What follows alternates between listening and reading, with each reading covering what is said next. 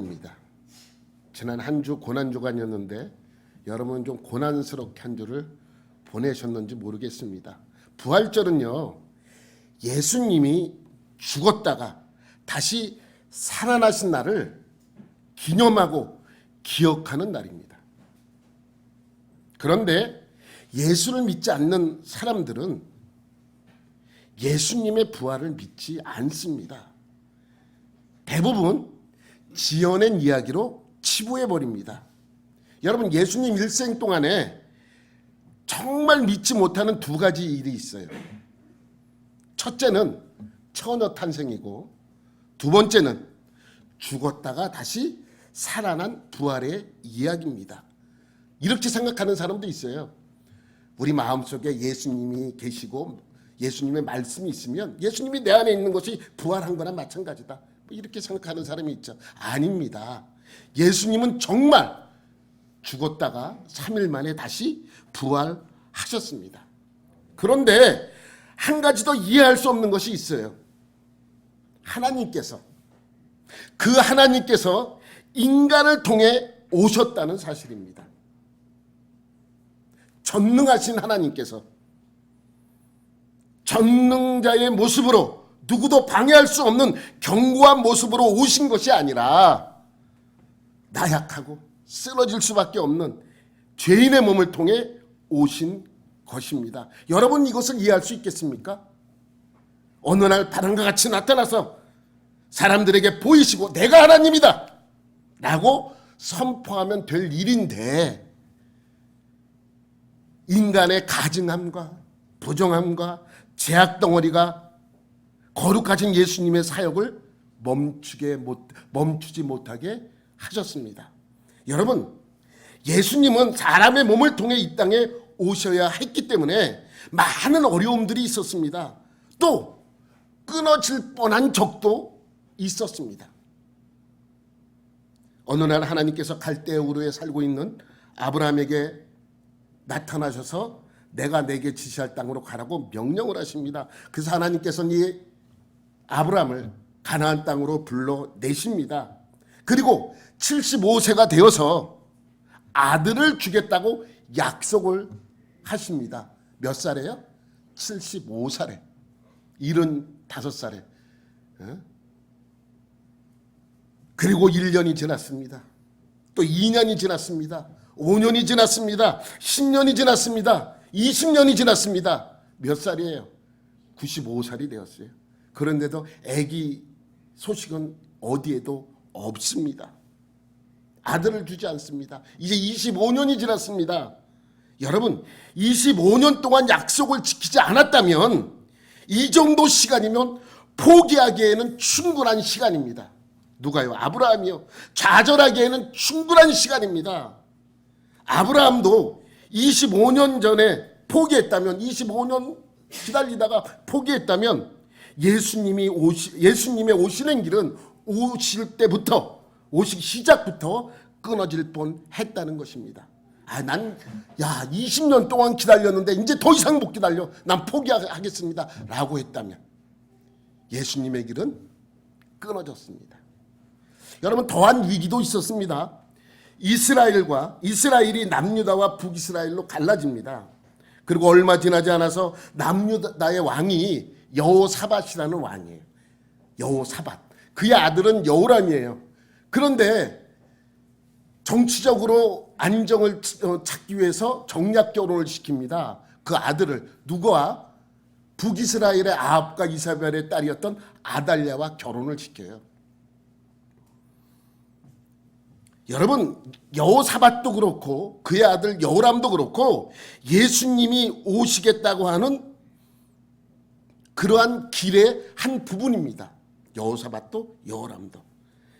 그래서 여호사밧은 죽고 여호람이 왕위에 올랐습니다. 왕이 된 지 8년 만에 여호람이 죽자 아달랴 사이에서 나온 아하시야가 그 뒤를 이어서 22살의 왕위에 오릅니다.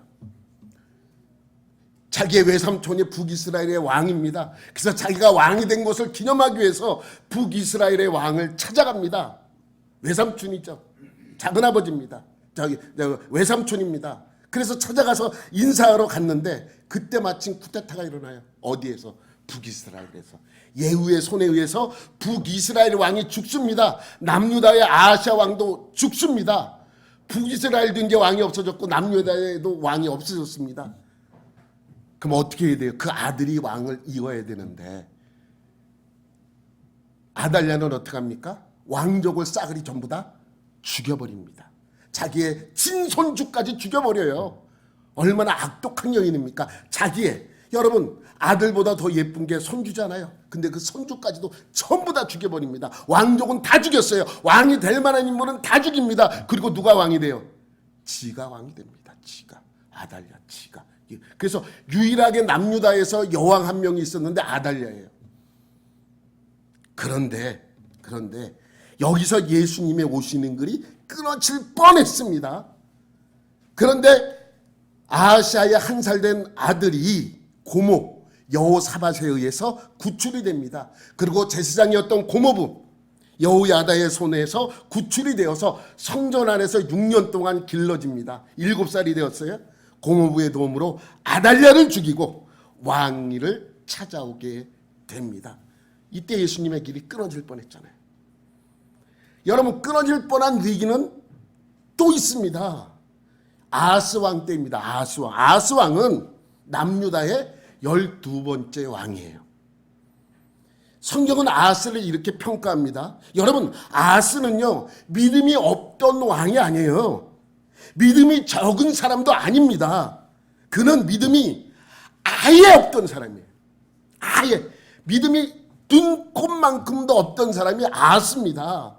그래서 성경은 그를 평가하기를 가증하고 악한 왕이었다라고 평가를 합니다.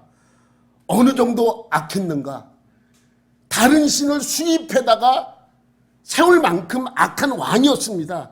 그래서 성경은 그를 이렇게 말합니다. 열왕기하 16장 2절 3절인데 아하스가 왕이 될 때의 나이가 20세라 예루살렘에서 16년간 다스렸으나 그의 조상 다윗과 같지 아니하여 그의 하나님 여호와께서 보시기에 정직히 행하지 아니하고 이스라엘 여러 왕의 길을 행하며, 여기까지는 별 문제 없어요. 다 다른 왕들 이런 왕들 많으니까 그 다음부터 자세히 보십시오. 또 여호와께서 이스라엘 자손 앞에서 쫓아내신 이방 사람의 가증한 일을 따라 자기 아들을 불 가운데로 지나가게 하며, 수입한 신이 바로 아이들을 불 가운데로 지나가게 했던 신입니다.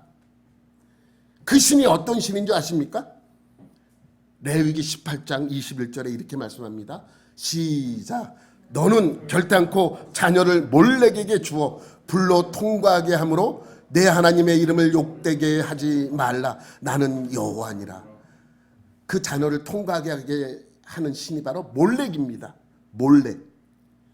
몰렉이라고 하는 신은 이렇게 생겼습니다. 이렇게 생겼는데 다른 말로 밀곰이라고도 하고 그모스라고도 합니다.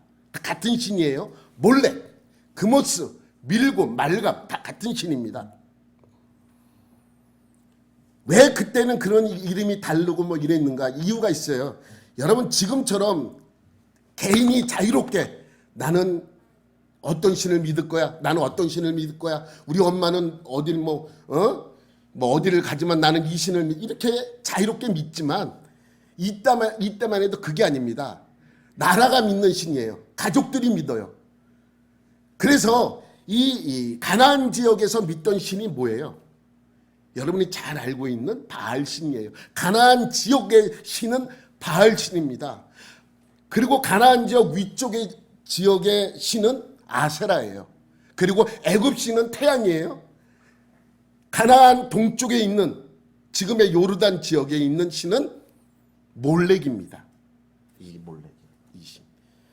여러분, 그래서 같은 신인데 모압에서는 이 신을 그모스라고 부르고, 그 다음에 암몬에서는 이 신을 밀곰이라고 불러요. 말감, 밀곰 이렇게 부릅니다.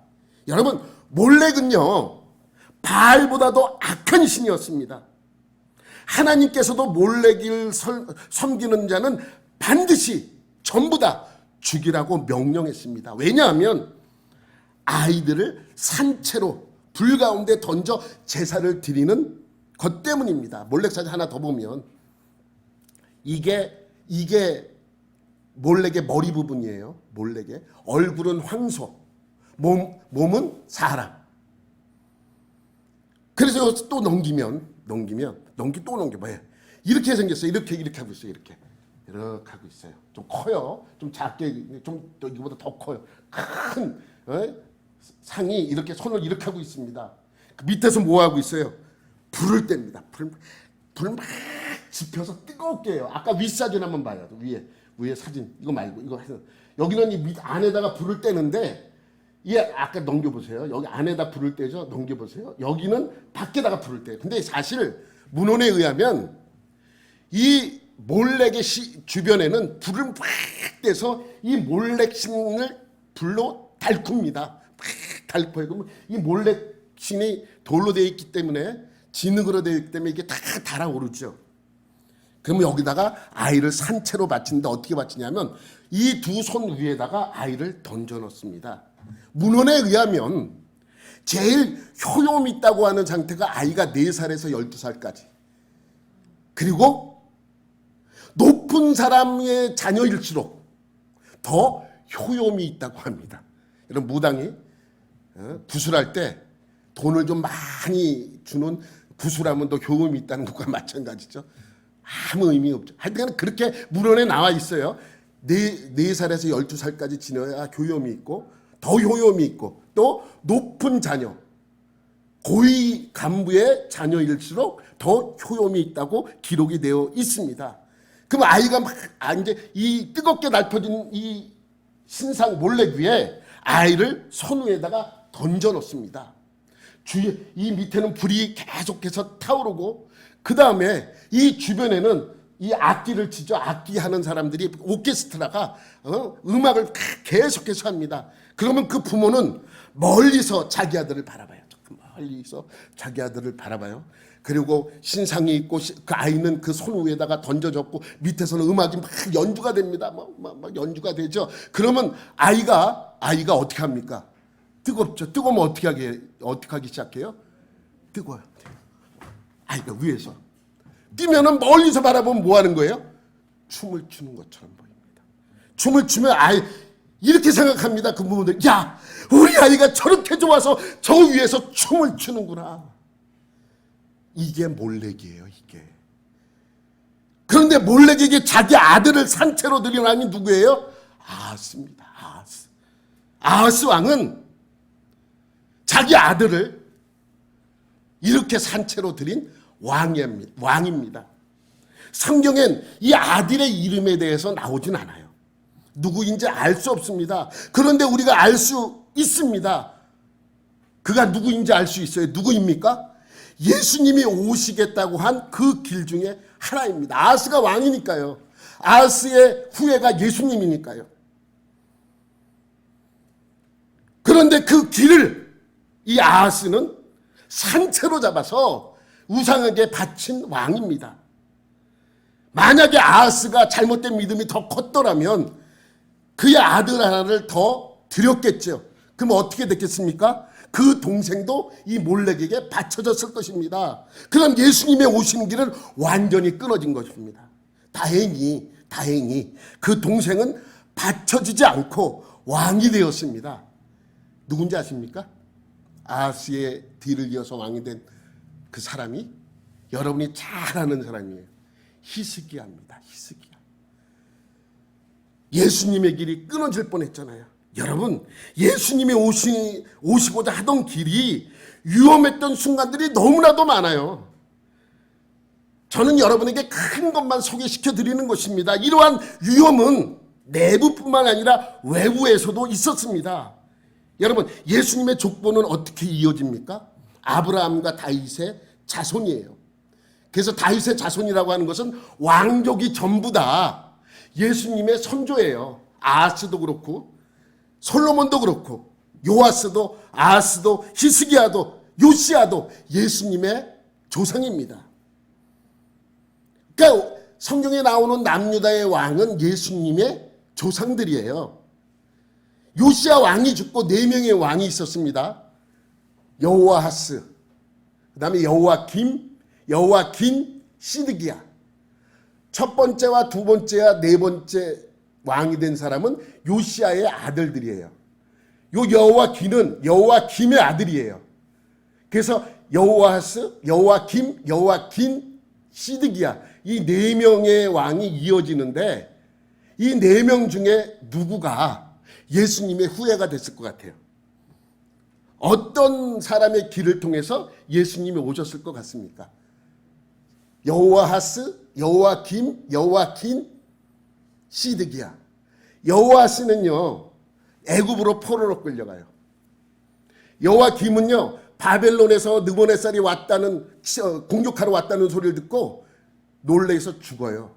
그래서 그의 아들 여호와긴이 왕이 됩니다. 그런데 3개월 만에 정복당해서 여호와긴도 바벨론으로 포로로 끌려가요. 네 번째 시드기야는 바벨론에서 또 느부갓네살이 3차 공격을 함으로써 너무 힘드니까 뒷문을 통해서 도망가다가 잡혀서 눈이 뽑혀서 죽습니다. 이렇게 네 명의 왕, 요시야 다음으로 네 명의 왕이 있었는데 누가 예수님의 길입니까? 예? 1번 여호아스, 2번 여호와김. 여호와김하고 여호와김은 같은 라인이죠. 그 아들이니까. 3번 시드기야. 누가 예수님의 길입니까? 얼른 눈치 빠른 사람은 어디를 찾아볼까요? 마태복음 1장을 찾아보겠죠.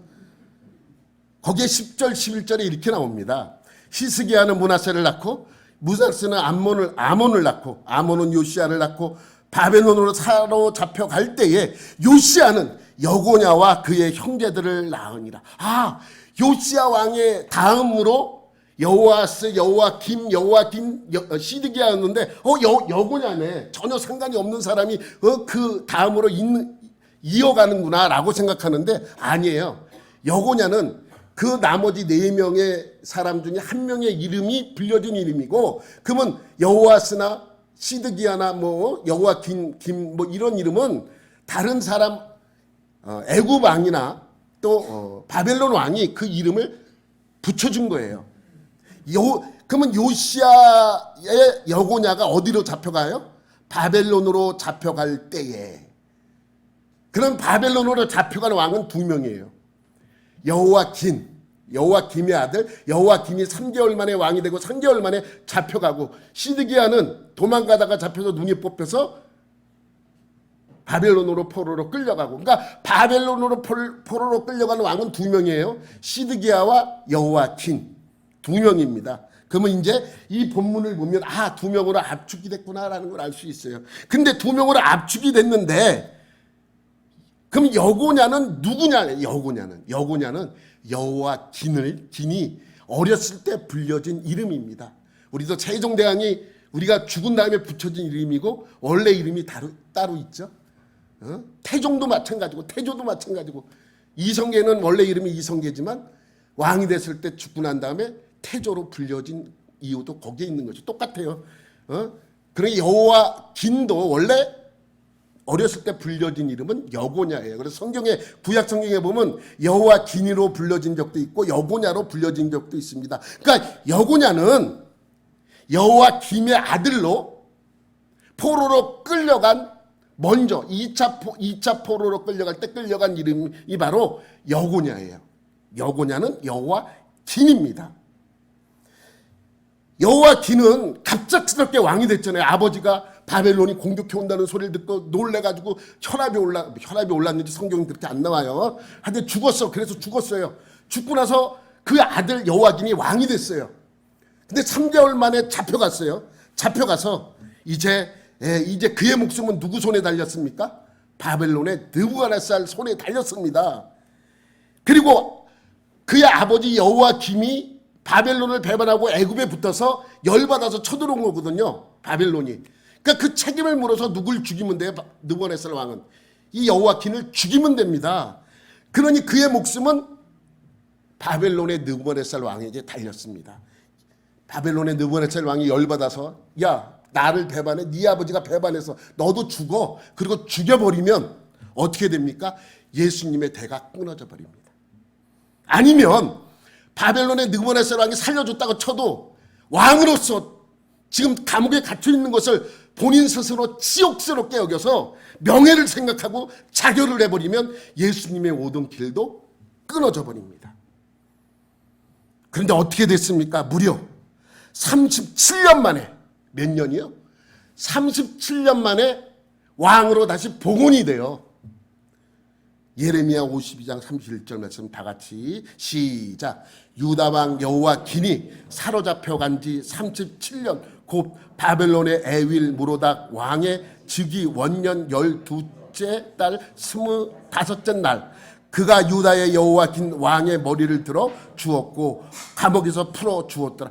복권시켜 준 거예요. 왕으로도 다시 37년 만에, 포로로 끌려간 지 37년 만에 10대 후반에 왕이 됐어요. 20살 전후로 됐을 거예요. 그러니까 60이 거의 다 돼서 왕으로 복원이 돼서 그가 왕의 직분을 갖게 다시 회복시켜준 왕이 바벨론의 에윌 무로닥 왕입니다. 여러분, 이것은 기적 같은 일입니다. 아슬아슬했지만 간신히 예수님의 길이 이어진 것을 알 수 있습니다. 여러분, 더 큰 위기는 여기에 있습니다. 보십시오. 어떻게 보면 마리아의 남편이었던 요셉은 몰락한 왕족이에요. 그죠? 자기가 원래 고향은 어디예요? 베들레헴입니다. 근데 그곳을 떠나서 나사렛 근처에서 살고 있었어요. 그러니까 그 힘겹게 살아갈 수 있죠. 목수의 일을 하면서 힘겹게 하루하루를 살아가고 있었습니다. 그러다가 그 나사렛에서 가까이 살고 있었던 마리아라는 여인과 정혼을 하게 됩니다. 성경엔 약혼이라고 나오는데 약혼의 개념이 아니에요. 내가 지난번에 여러분에게 설명했죠. 이스라엘 사람들은 결혼을 2번 한다고. 근데 우리를 그 첫 번째 결혼을 약혼으로 보고 두 번째 결혼을 결혼으로 봅니다. 그런데 그게 아니에요. 첫 번째 결혼이 결혼이에요. 완벽한 결혼이에요. 법적으로도 완전한 부부예요. 결혼을 정혼을 하고 남편이 죽으면 남편의 기업을 이을 사람은 이 여인이에요. 그러니까 완벽한, 법적으로 완벽한 부부예요. 한 가지를 못해. 잠자리를 못해요. 잠자리를 못하는 게 무슨 부부인가? 부부예요. 이스라엘 사람들은 그래요. 그래서 첫 번째 결혼을 하고 그럼 뭘 하는가? 남자가 와서 그 여인과 살 집을 만드는 거예요. 그래서 첫 번째 정혼을 하고 한 1년 전후로, 짧게는 6개월도, 어떤 길게는 2년까지도 가지만 대체적으로 1년 전후가 되면 그 여인을 가서 데리고 와서 자기가 새로 만든 집에서 함께 살아갑니다. 그래서 그 데리고 와서 결혼하는 것이 바로 두 번째 결혼입니다. 첫 번째 결혼은 여자 집에서 하고 두 번째 결혼은 남자 집에서 하는 거예요. 그래서 여러분 성경에서 결혼에 대한 비유가 많이 나오는데, 그런데 이제 요셉도 마리아와 정혼을 하죠. 완전한 결혼이죠. 뭐만 못한다고요? 잠자리만 못하는 거예요. 그런데 그때 그렇게 정혼을 한 이후에 이 예루살렘 근처에서 살고 있던 엘리사벳이라는 여인이 있었어요. 제사장의 대제사장의 아내였죠. 친척이에요. 엘리사벳과 마리아가. 그래서 이 엘리사벳이 임신했다는 소식을 듣고 얼른 찾아가서 그를 만나죠. 그래서 그곳에서 몇 개월 있느냐면 3개월 동안 지내게 돼요. 3개월 동안 지내다가 이제 돌아옵니다. 돌아왔는데 뭐예요? 배가 불러오는 거예요. 마리아가.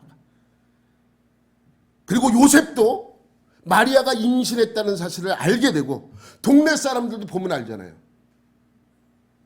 생각했겠죠. 아유, 저거 같이 잠자리하면 되는데 저 벌써 같이 한번 잤구만.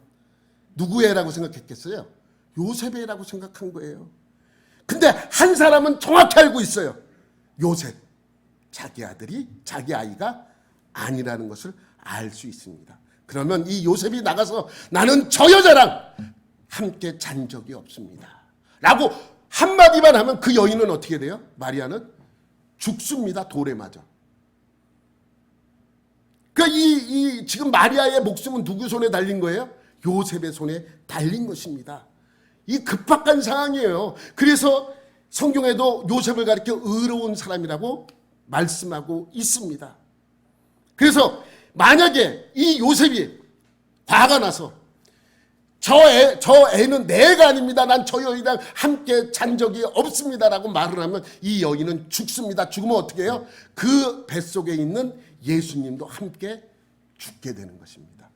그러면 이 요셉은 아무 잘못도 없어. 진실을 얘기했잖아요. 저 여인은 나랑 잔 적이 없습니다. 진실을 얘기했을 뿐입니다. 그런데 요셉은 조용히 끊고자 합니다. 그 이야기는 뭐냐면 저 여인의 목숨을 살려주면서 이 관계를 끊어버리려고 하는 것이죠. 그때가 천사가 찾아와 말합니다. 마태복음 1장 20절입니다. 마태복음 1장 20절 보면 이 일을 생각할 때에 주의 사자가 현몽하여 이르되 다윗의 자손 요셉아 내 안에 마리아 데려오기를 무서워하지 말라. 그에게 잉태된 자는 성령으로 된 것이라. 여러분이 요셉이라면 누가 천사가 찾아서 얘기했어요? 믿겠어요? 여러분 아까 얘기했죠. 사람들이 제일 믿지 못하는 첫 번째가 뭐예요? 처녀가 임신한 거예요. 그럼 요셉은 성령은 알았겠어요? 성령이 그러면 어떻게 얘기했어요? 대체적으로 믿음 없는 사람 같으면 이렇게 얘기했겠죠. 뭐요? 성령으로 잉태됐다고요? 성령이 누굽니까? 내가 만나봐야 되겠습니까? 당장 나오라 그래. 성령 나오라 그래. 내가 그와 단판을 짓겠습니다. 성령 나오라. 가브리엘 당신은 좀 빠져있어. 내가 얘기할게요. 라고 얘기하지 않았겠습니까? 그잖아요. 성령을 알았겠어요? 뭘 알았겠습니까? 근데 그렇게 하지 않았습니다. 요셉은 분명히 이해되지 않는 상황이라는 걸 분명히 알고 있었습니다. 그럼에도 불구하고 스스로 그 모든 것을 어떻게 하고 있어요? 다 끌어안습니다. 이것이 하나님에 대한 믿음입니다. 그렇게 예수님은 마리아의 몸에서 태어나셨고 30년 동안 요셉과 마리아의 아들로서 목수로서 살았습니다. 그리고 이제 예수님의 공생의 사역이 시작됩니다. 예수님의 이적과 기사가 따랐고 아프고 병든 사람이 고쳐졌습니다. 마음의 상처를 받은 사람들을 치유해 주셨고 죽은 사람까지도 살리셨습니다. 많은 사람들이 이러한 것을 목격했고 예수님에게로 모려들기 시작합니다. 그리고 말씀으로 그들을 붙잡아 주셨습니다. 수고하고 무거운 짐진 자들아 다 내게로 오라. 내가 너희를 쉬게 하리라. 지금까지 알던 것과는 차원이 달랐습니다. 그리고 예수님은 자기 자신이 하나님의 아들이신가 구원자임을 선포하십니다. 많은 사람이 믿었지만 또 반대로 많은 사람이 그 사실을 믿지 않았습니다. 믿지 않던 사람들 중에 예수님에게 반감이 있던 자들은 결국 예수님을 잡아 죽이게 됩니다. 그렇게 억울하게 예수님이 십자가에 못 박혀 죽으셨습니다. 여러분 복음서에 보면요, 예수님의 탄생으로 시작해서 예수님의 죽음으로 끝나지 않아요. 뭐로 끝나요? 복음서 4개가 전부 예수님이 다시 살아나심으로 끝나요. 그래서 마지막 장은 전부 예수님의 살아나심이 기록되어 있어요. 마태복음도 오늘 28장 우리가 읽었지만 27장까지 보면 예수님이 죽은 것으로 끝나요. 근데 예수님이 부활하지 않았다면 복음서도 전부 예수님이 죽은 것으로 끝났을 것입니다. 만약에 복음서가 전부 예수님이 죽은 것으로 끝났다면 문제가 심각해지는 것입니다. 이렇게 훌륭한 사람이 태어나서 이렇게 살다가 이렇게 해갖고 결국 죽었다. 그러면 그가 살아생전 훌륭한 가르침을 준 선생님이셨다. 그럼 예수님이 뭐가 되는 거예요? 소크라테스가 되는 거예요. 소크라테스. 훌륭한 가르침을 준 소크라테스. 테스형이 됐겠죠. 예수님은 예수형이 됐겠죠. 그잖아요. 우리에게 훌륭한 가르침을 준 사람, 예수라는 사람이 있었어. 끝이에요. 여러분, 어떤 사람이 세를 들었어요. 그래서 연세를 내요. 큰 땅을 빌려서 연세를 내서 매해 주인이 와서 연세를 받아갑니다. 근데 어느 해에 와서 연세를 받아가면서 이렇게 얘기합니다. 내가 이제 나이가 많아서 내가 오지 않고 내 아들을 보낼 테니까 다음부터는 우리 아들에게 연세를 주십시오. 그리고 갔어요. 그 다음 해가 됐어요. 그래서 이 세들어 사는 사람이 돈을 준비했습니다. 왜? 곧 주인이 받으러 오니까 근데 어느 날 어떤 젊은 사람이 찾아왔어요. 내가 그 사람의 아들이니 나에게 월세를 주면 됩니다. 연세를 주면 됩니다. 그리고 돈을 받으려고 그래요. 막 받으려고 그러는데 또 한 사람이, 젊은 사람이 찾아서 뭐라고 얘기합니까? 내가 아들이에요. 내가. 나한테 주셔야 됩니다.